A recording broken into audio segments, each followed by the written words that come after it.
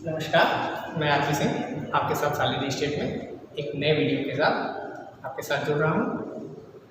सीधे हम बात करते हैं सॉलिड स्टेट क्या है। हमने कुछ पॉइंट्स निर्धारित कर रखे हैं, आज इस टॉपिक पे हम बात करेंगे। वो पॉइंट्स हैं, व्हाट इज सॉलिड, सॉलिड क्या है, कैरेक्टरिस्टिक ऑफ सॉलिड, सॉलिड की कैरेक्टरिस्टिक क्या है, types of crystalline solid and crystal lattice and unit cell. इन्हीं पॉइंट के लिए आज हम एक वीडियो बना रहे हैं, आप मेरे साथ देखें। व्हाट इज ए सॉलिड, जैसे कि हम लोगों ने पढ़ा है मैटर क्या होता है, पदार्थ क्या होते हैं। पदार्थ कितने प्रकार के होते हैं, तो पदार्थ 3 प्रकार के होते हैं, सॉलिड, लिक्विड एंड गैस। तो सॉलिड क्या होता है, आपने सॉलिड में देखा होगा, इसके जो मॉलिक्यूल होते हैं वो वेल अरेंज होते हैं, बहुत व्यवस्थित होते हैं, और इनके बीच इंटर मॉलिक्यूलर स्पेस होता है वो बहुत कम होता है, मतलब नहीं होता है। लेकिन जो ये हो गया सॉलिड आपका, और जो लिक्विड होते हैं, लिक्विड में इनके बीच सॉलिड के कंपैरिजन में इंटर मॉलिक्यूलर स्पेस कुछ अधिक होता है। और जो गैसियस स्टेट में होते हैं, इनके मॉलिक्यूल के बीच जो स्पेस होता है बहुत अधिक होता है, ज़्यादा होता है। तो इस वजह से इनकी कैरेक्टरिस्टिक, इनके इंटरमॉलिक्यूलर स्पेस की वजह से, इनके मॉलिक्यूल की इंटरमॉलिक्यूलर स्पेस की वजह से इनकी कैरेक्टरिस्टिक निर्धारित की जाती है। इसका जो कैरेक्टरिस्टिक होता है, इसकी जो व्यवस्था होती है वह अस्थायी होती है, नियमित होती है, इसमें कोई मूवमेंट नहीं होता है, इसमें वाइब्रेशनल एनर्जी होती है, इसमें काइनेटिक एनर्जी होती है, इसके इंटरमॉलिक्यूलर स्पेस ज़्यादा होता है क्योंकि इलेक्ट्रोस्टैटिक फोर्स कम होता है, और इनका सबसे अधिक होता है। तो इसका आकार भी, इसका आयतन भी दोनों निश्चित होता है, और इसमें एक तल होता है। सॉलिड में हमेशा एक तल होना जरूरी होता है। लिक्विड में क्या होता है, आयतन तो निश्चित है लेकिन इसका आकार निश्चित नहीं होता है, जबकि गैस में न तो आयतन निश्चित है न ही आकार निश्चित है। ऐसा हमने पिछली कक्षाओं में पढ़ा है।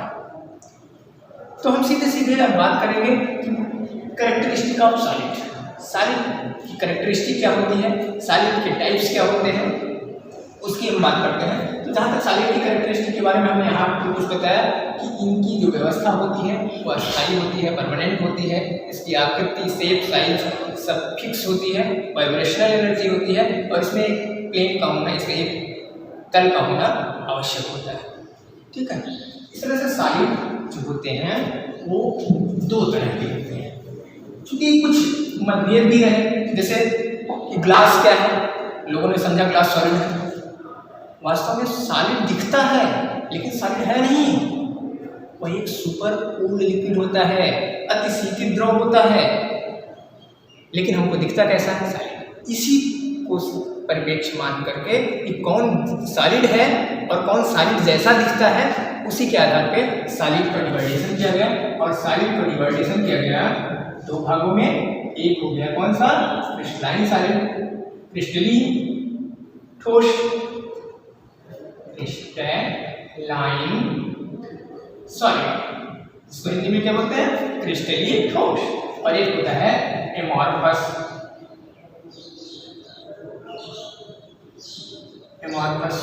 एक हो गया क्रिस्टलाइन सॉलिड और एक हो गया एमॉर्फस। अब यहाँ से हम इसकी कैरेक्टरिस्टिक पढ़ लेंगे तो इसकी डिफिनेशन भी पता चल जाएगी, इसकी कैरेक्टरिस्टिक पढ़ लेंगे एमॉर्फस की, इसकी भी डिफिनेशन पता चल जाएगी, और साथ ही साथ दोनों में डिफरेंसेस भी पता चल जाएंगे। तो आइए हम पढ़ते हैं what is a crystalline solid. Crystalline solid होता है क्या, सॉलिड के 2 फॉर्म हो गए, एक क्रिस्टलाइन और एक एमॉर्फस। इसको हिंदी में बोलते हैं क्रिस्टलीन और इसको बोलते हैं क्या, अक्रिस्टलीन। तो इसके जो मॉलिक्यूल होते हैं वो पूरी तरह से रेगुलर होते हैं, सिस्टमेटिक होते हैं, मतलब नियमित होते हैं और व्यवस्थित होते हैं। नियमित होंगे और कैसे होंगे, व्यवस्थित होंगे। तो फिर इसी का जस्ट उल्टा होगा, इसके कैसे होंगे, अनियमित होंगे और कैसे होगा, अव्यवस्थित होंगे। इसके जो अणु हैं, इसके जो मॉलिक्यूल हैं वह नियमित व्यवस्थित होंगे और इसके अनियमित और अव्यवस्थित होंगे। दूसरी बात अगर करें, अगली इसकी प्रॉपर्टी की बात करें तो इसका जो मेल्टिंग पॉइंट होता है, इसका मेल्टिंग पॉइंट गलनांक जो होता है वह उच्च होता है, शार्प होता है। जितने क्रिस्टलाइन सॉलिड हैं उनका मेल्टिंग पॉइंट उच्च होता है, शार्प होता है। और इसका जो मेल्टिंग पॉइंट होता है वो एक रेंज में होता है, मतलब इसका मेल्टिंग पॉइंट फिक्स है, उतने टेम्परेचर पे ये मेल्ट कर जाएगा।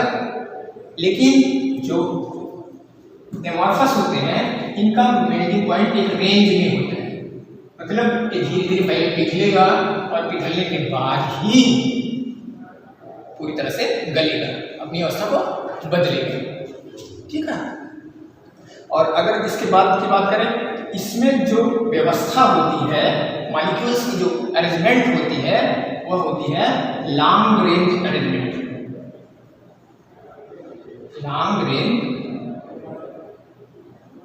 अरेंजमेंट होती है, दीर्घ परास व्यवस्था होती है।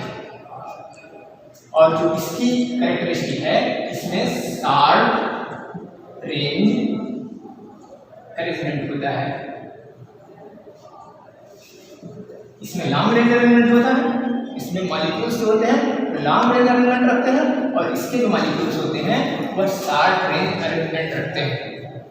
यहाँ पे लॉन्ग रेंज अरेंजमेंट का मतलब होता है कि एक क्रिस्टल को आप तोड़िएगा, क्रिस्टलाइन सॉलिड है उसके एक क्रिस्टल को आप तोड़िएगा तो फिर उसके जैसा ही हूबहू वैसा ही दूसरा क्रिस्टल बनेगा, भले उसकी साइज कम क्यों ना हो, लेकिन उसकी प्रॉपर्टी, उसका नेचर उसके जैसा ही हो।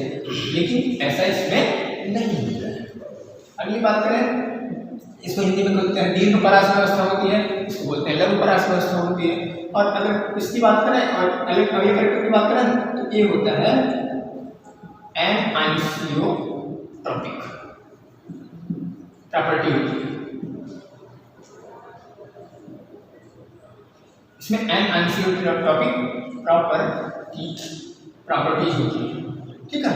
और इसमें जो प्रॉपर्टीज होती है वो एनिसोट्रॉपिक प्रॉपर्टी। यहाँ पे इसको समझना जरूरी है, बहुत इंपॉर्टेंट है। इसको हिंदी में भी बता दें आपको, इसको कहते हैं विषमदैशिक। विषमदैशिक होता है, विषमदैशिक गुण है इसमें, और इसमें कैसा गुण होता है, हमारे पास में समदैशिक गुण होता है, समदैशिक गुण होता है। राइट। क्या होता है विषमदैशिक और क्या होता है समदैशिक? जैसे आपने पढ़ा है, इसमें नियमित होते हैं, व्यवस्थित रेगुलर होते हैं, अरेंजमेंट इनका एकदम सिस्टमेटिक होता है, सिस्टमेटिक अरेंज होते हैं। तो जैसे इसके मॉलिक्यूल्स हैं A B A B A B, ऐसे हो गया ए बी नियमित अरेंजमेंट होगा ए बी ए, इस तरह से हो गया। राइट।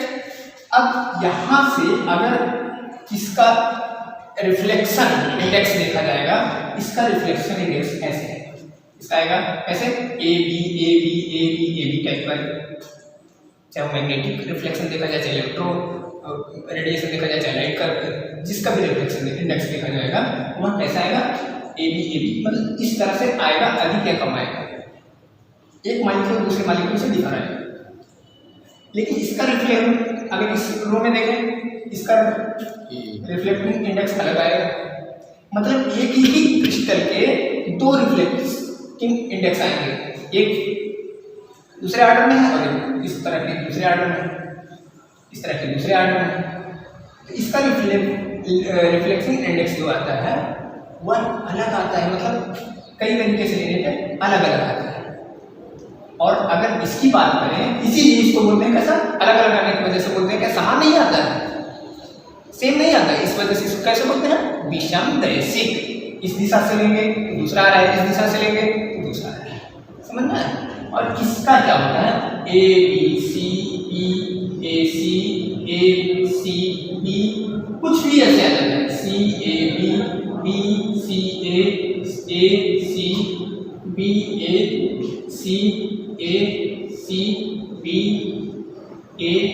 सी, ऐसे कुछ भी आ जाता है। इधर से लेंगे तो भी वही अरेंजमेंट, इधर से लेंगे तो भी वही अरेंजमेंट, मतलब इधर भी आर्डर में नहीं है, इधर भी आर्डर में नहीं है, इधर से लेंगे तो भी वही अरेंजमेंट, इधर से लेंगे तो भी वही अरेंजमेंट। आप क्या देख रहे हो, इसका रिफ्लेक्शन इंडेक्स चाहे जिस तरफ से लो सबकी तरफ से समान है, एक जैसा है।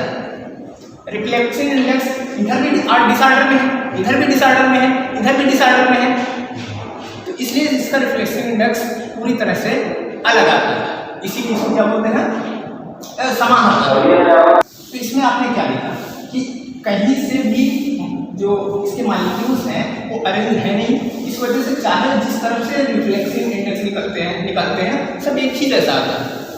इसमें इस तरह का अरेंजमेंट है, इधर ए है, इधर ए है, इधर बी है, इधर ए बी है, इसलिए अलग अलग आता है रिफ्लेक्शन इंडेक्स, इसलिए इसे विषमदैशिक बोलते हैं। इसका सेम आता है इसलिए इसे समदैशिक बोलते हैं। अगर एग्जाम्पल की बात करें तो बहुत कॉमन एग्जाम्पल है, हम सब जानते हैं NaCl है, नमक है, क्रिस्टलाइन सॉलिड का नमक है, क्वार्ट्ज है, इस तरह से। और अगर अब इसका एग्जाम्पल की बात करें, इसके एग्जाम्पल की बात करें, इसके एग्जाम्पल में प्लास्टिक है, ग्लास है, ये देखने में तो सॉलिड है लेकिन ये वास्तव में क्रिस्टलाइन सॉलिड नहीं है, एमआरएफ है, ठीक है।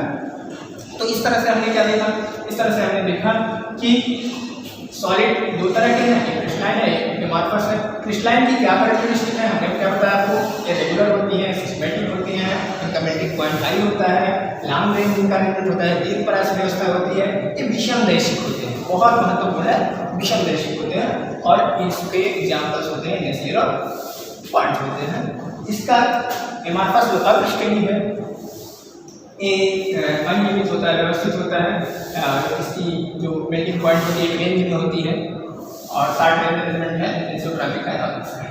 अगर ग्लास की बात करें, थोड़ा सा आपको ग्लास के बारे में बता दें, ग्लास कैसा होता है, ग्लास होता है सुपर कूल्ड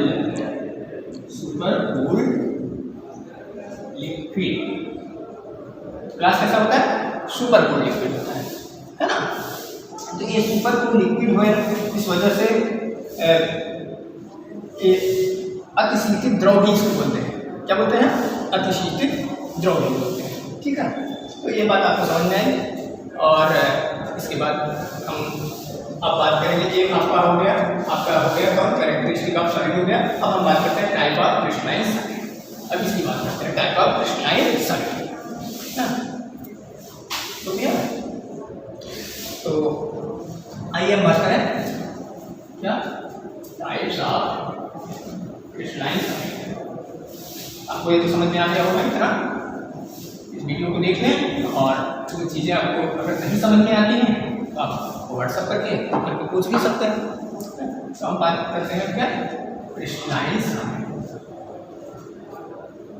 चूँकि पूरे चैप्टर में हमको इसी के बारे में पढ़ना है, मार्कस के बारे में नहीं पढ़ना है, क्रिस्टलाइन सॉलिड के बारे में ही पढ़ना है, इसलिए हम इसके बारे में ही बात करते हैं। तो सबसे पहले ये चार तरह के होते हैं। सबसे पहले हम जानते हैं इसका होता है मॉलिक्यूलर सॉलिड। कौन सा होता है, मॉलिक्यूलर सॉलिड या मॉलिक्यूलर सॉलिड। और सेकंड वन होता है आयनिक सॉलिड। थर्ड वन होता है मेटेलिक सॉलिड। और फोर्थ वन होता है, इसको बोलते हैं नेटवर्क आर कोवैलेंट सॉलिड। इस तरह से चार क्रिस्टलाइन सॉलिड के कितने पार्ट हैं, कितने टाइप्स होते हैं, चार टाइप्स होते हैं। कौन कौन, molecular solid, ionic solid, metallic solid और network or covalent solid. Hindi में बात करें तो क्रिस्टली तो इसके चार पार्ट हैं, मॉलिक्यूलर मतलब आणविक ठोस, आयनिक ठोस और धात्विक ठोस, और इसको बोलते हैं क्या, सहसंयोजी ठोस या नेटवर्क ठोस। तो सबसे पहले मॉलिक्यूलर सॉलिड की बात करें तो मॉलिक्यूलर कोई मॉलिक्यूल है वो सॉलिड फॉर्म में है। तो आपने देखा होगा कि मॉलिक्यूल में जैसे हाइड्रोजन बॉन्डिंग के कारण भी मॉलिक्यूल सॉलिड फॉर्म में रहता है, तो उस वजह से भी होता है। ये तीन तरह के होते हैं, कितने तरह के होते हैं, तीन तरह के होते हैं। पहला होता है कौन सा, पोलर सॉलिड, और दूसरा कौन सा होता है, नॉन पोलर सॉलिड,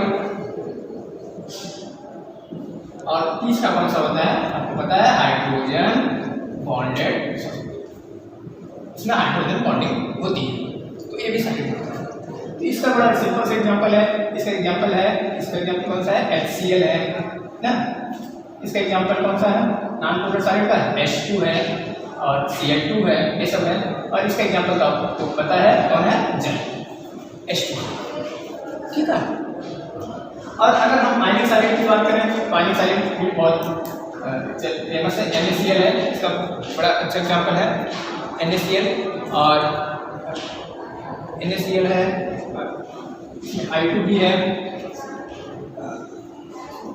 एक मिनट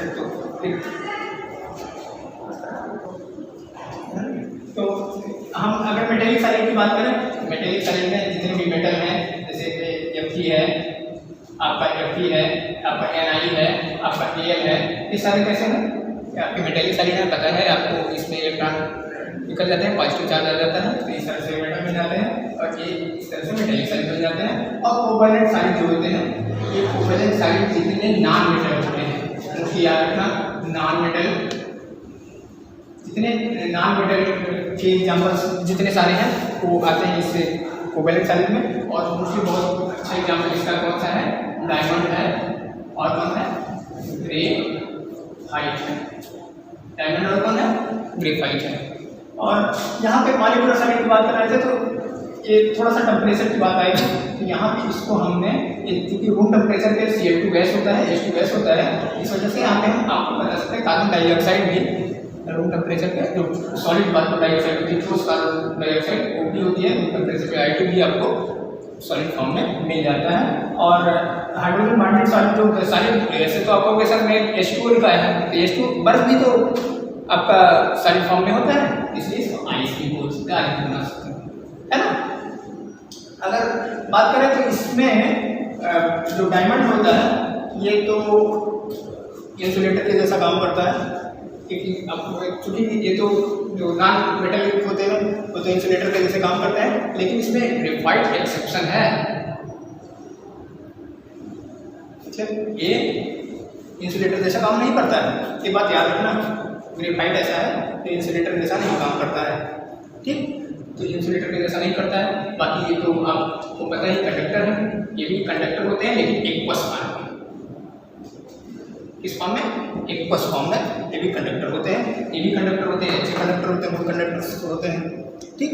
तो इस तरह से आपने क्रिस्टलाइन सॉलिड के पार्ट पढ़ लिए, molecular solid, ionic solid, metallic solid and network and covalent solid ना। टाइप्स ऑफ क्रिस्टलाइन सॉलिड आपने देख लिया, क्रिस्टलाइन सॉलिड के टाइप्स क्या हैं। अब हम लोग आगे बात करते हैं, किसकी बात करेंगे, आगे हम लोग बात करेंगे crystal lattice and unit cell. तो जो कोई क्रिस्टलाइन सॉलिड है इसकी बात करना है, पहले तो लिखें crystal lattice and unit cell. तो क्रिस्टलाइन सॉलिड जो है जब उसको उसके टुकड़ों में तोड़ते हैं तो उसके क्रिस्टल्स अलग अलग हो जाते हैं और उस पर अगर हम बार बनाते हैं तो उसमें एक मॉलिक्यूल अगर अलग होंगे इस तरह से अरेंजमेंट होगा, ऐसे कोई एक पॉइंट यहाँ पे है, कोई एक पॉइंट यहाँ पे है, कोई एक पॉइंट यहाँ पे है, कोई एक पॉइंट यहाँ पे है, यहाँ पे भी है, यहाँ पे भी है, यहाँ पे भी है, यहाँ पे भी है। तो अगर इन सारे पॉइंट्स को हम मिला देते हैं, ये इस तरह से हमने मिला दिया, पॉइंट्स को मिला दिया, आप देखोगे क्या बन रहा है, इस तरह से आपने देखा एक यूनिट सेल बन रहा है, क्यूबिक यूनिट सेल बन रहा है, क्यूब के आकार में बन रहा है। और जो क्रिस्टल लैटिस है वास्तव में यह है क्या, आपको बताया कि किसी क्रिस्टल में बहुत सारे उसके सबसे बेसिक कंपोनेंट्स जो होती है वो यूनिट सेल, कौन होती है, यूनिट सेल। बहुत सारी यूनिट सेल जब रिपीट होती रहती है तो जो क्रिस्टल बनता है उसमें एक जाल नुमा बन जाता है, उसे ही क्रिस्टल लैटिस कहते हैं। जैसे कमरे की दीवार है, एक कमरे में बैठे हैं तो एक पूरा क्रिस्टल है और इसमें जो छोटी छोटी ईंट लगी है वो ईंट किसकी तरह है, वह ईंट यूनिट सेल की तरह से। या आप अगर आप कोई स्ट्रक्चर बनाए, नमक का एक क्रिस्टल बनाए और उसकी लैटिस समझाने का प्रयास करें आपको, तो ये है आपका आप देखें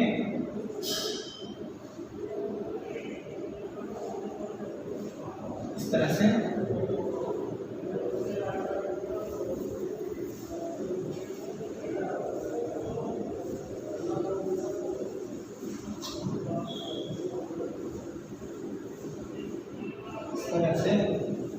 थोड़ा सा टफ है, 3D स्ट्रक्चर है।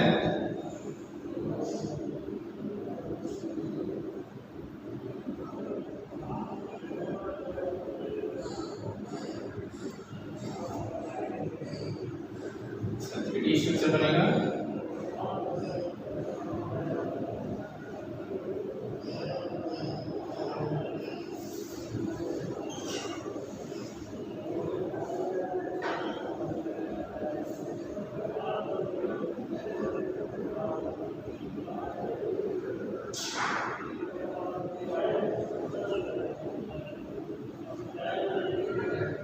इस तरह से आपने देखा एक NaCl का एक क्रिस्टल लैटिस है, सॉरी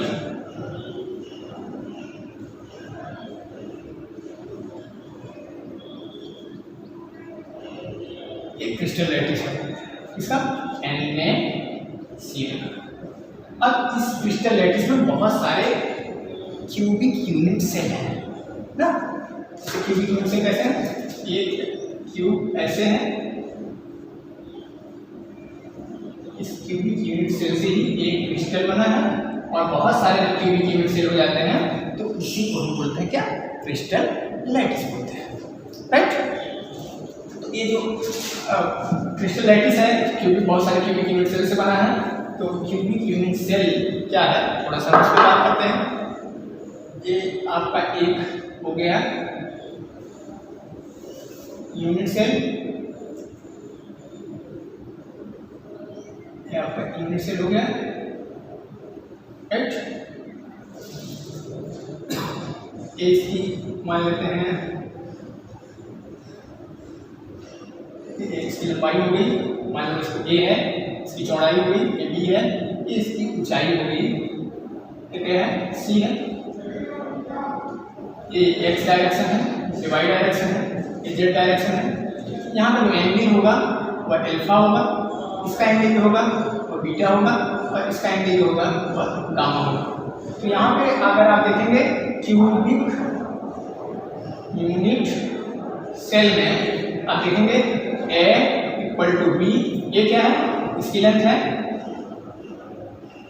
इसकी लंबाई है, बी क्या है? इसकी चौड़ाई है। A equal to B equal to C and alpha equal to beta equal to gamma equal to 90 degree. मतलब यहाँ पे किसी भी आपको कमरे में मैंने कहा इमेजिन कर लें, एक लंबाई होगी, एक चौड़ाई होगी, एक ऊंचाई होगी, वहाँ पे ये भी angle, A B angle, A B angle, alpha beta gamma तीनों कितनी होगी? 90 डिग्री होगी, ठीक है। तो इस तरह से इसके 14 जो होते हैं वो क्रिस्टल लैटिस होते हैं और जो यूनिट सेल है उसके 7 टाइप्स होते हैं ना। तो इसके बेस पे 7 यूनिट सेल बनाए गए हैं, तो हम लोग उसके बारे में जो यूनिट सेल है इसके ये 7 यूनिट सेल्स इसके निर्धारित हैं एंगल के आधार पर, इसके जो कोर की लंबाई है, एज, उसके आधार पर 7 प्रकार के यूनिट सेल होते हैं और उसके 14 क्रिस्टल लैटिस बनते हैं, ठीक है। ये 7 प्रकार के जो यूनिट सेल हैं वो कैसे होते हैं? पहला है cubic unit cell. Cubic unit cell, cubic unit cell में क्या होता है? जो तीनों उसके एक जो कोर होते हैं, एज होते हैं, वो तीनों बराबर होते हैं, means that A equal to B equal to C, और तीनों उसकी एंगल बराबर होती है, A alpha equal to beta equal to gamma equal to 90। दूसरा है टेट्रागोनल, इसमें भी यही है, A B के बराबर है लेकिन C के बराबर नहीं है, अल्फा बीटा गामा की 90 डिग्री होती है। तीसरा है ऑर्थोगोनल, ऑर्थोगोनल में A B के बराबर नहीं है और B C के बराबर नहीं है, लेकिन इसमें एंगल सारी एक जैसे अर्थात 90 डिग्री की है। हेक्सागोनल है, हेक्सागोनल में A इक्वल टू B होता है, C इक्वल टू 3 होता है, alpha equal to beta equal to 90 degree होता है, अर्थात अल्फा और बीटा के बीच जो एंगल होता है, अल्फा और बीटा के बीच का एंगल 90 डिग्री होता है, लेकिन जो गामा का एंगल होता है 120 होता है।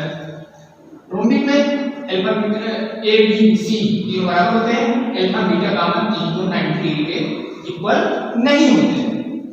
और उसके बाद आता है मोनोक्लिनिक।